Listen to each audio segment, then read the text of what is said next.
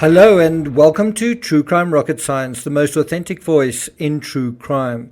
Well, it's been some time since I've covered Kaitlin Armstrong, the fugitive who went missing for 6 long weeks in Costa Rica, who was eventually apprehended, brought back to Austin, and now finally we've seen some images from midday on May 12th, the day after Mo Wilson's murder.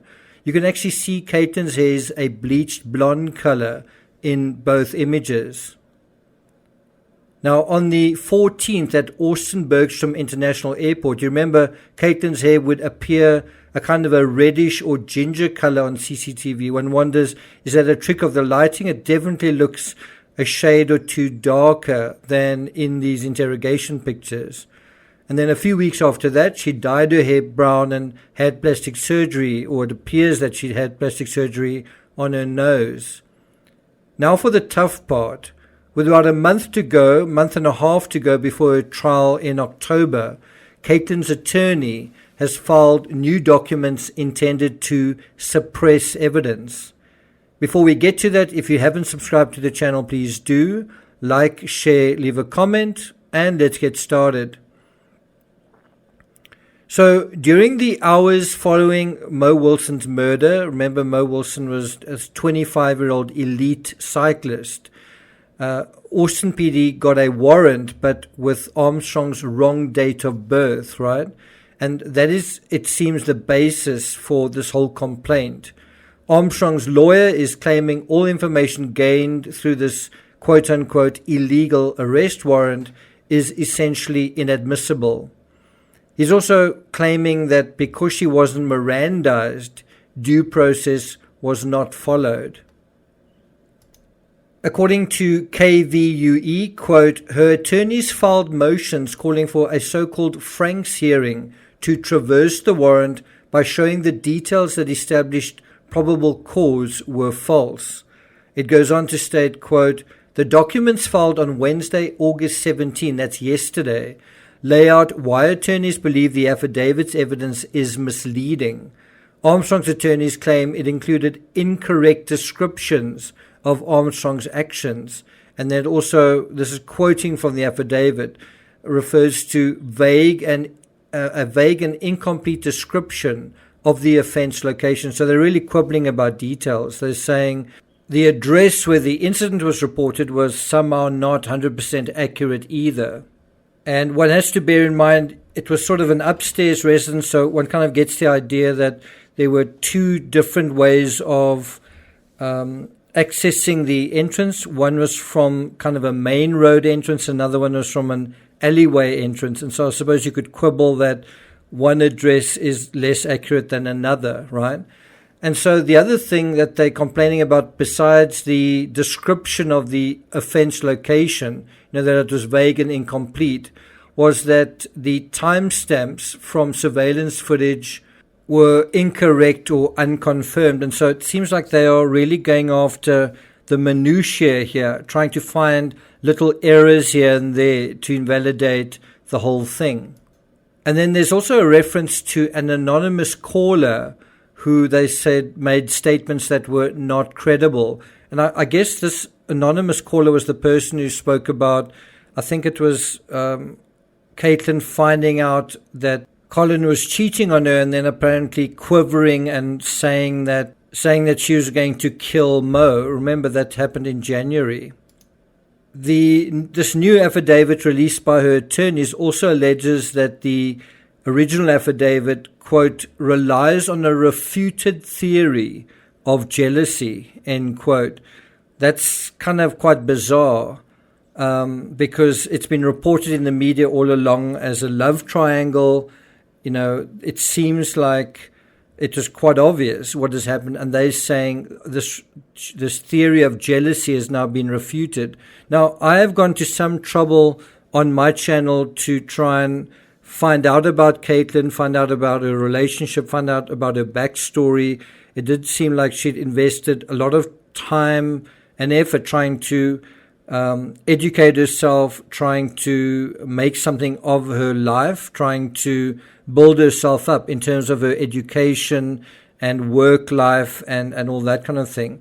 And it seems like, certainly at the age, I think she was 35 years old when all of this happened, and I think still is 35 till almost the end of the year.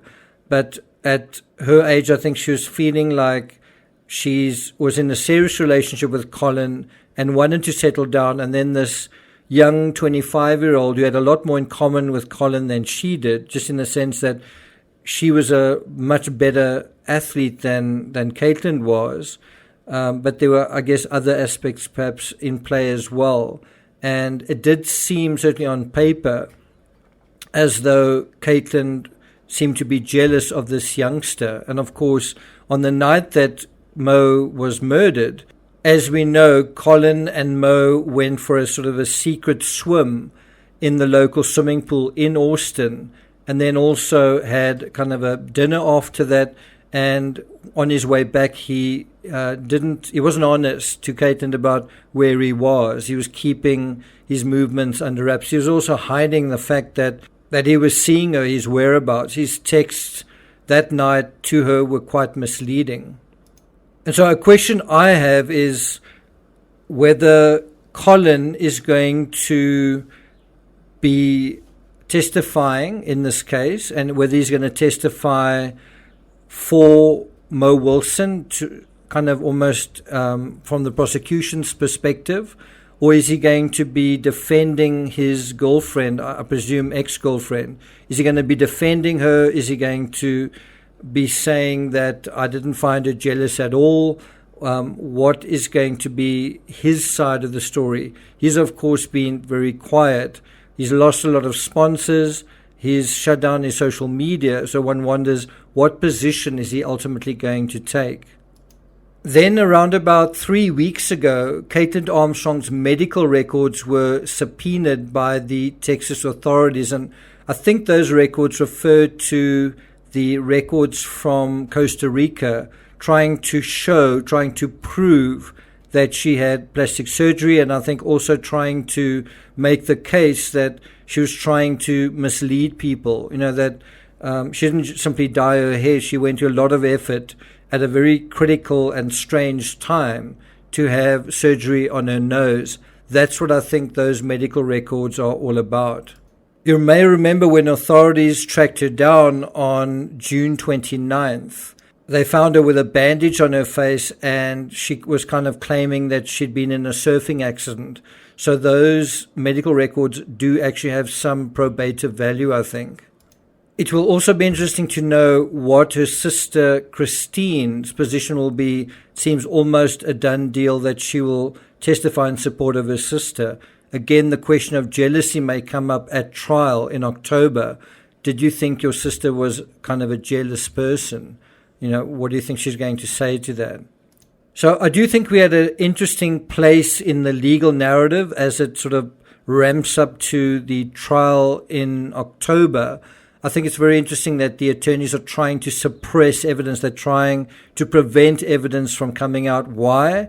Well, I think if that evidence did come out, it would be quite damaging. We've just seen something similar when the sealed documents came out in the Johnny Depp case. You can see how if certain things aren't suppressed, it can put someone kind of in a negative light. And so this is what the attorneys for Kaitlin Armstrong are trying to do to protect her, to prevent a certain impression coming out of her before the trial and during the trial. Does that make sense? So I'm not going to take it further than that. Obviously, I am covering the Kaitlin Armstrong case.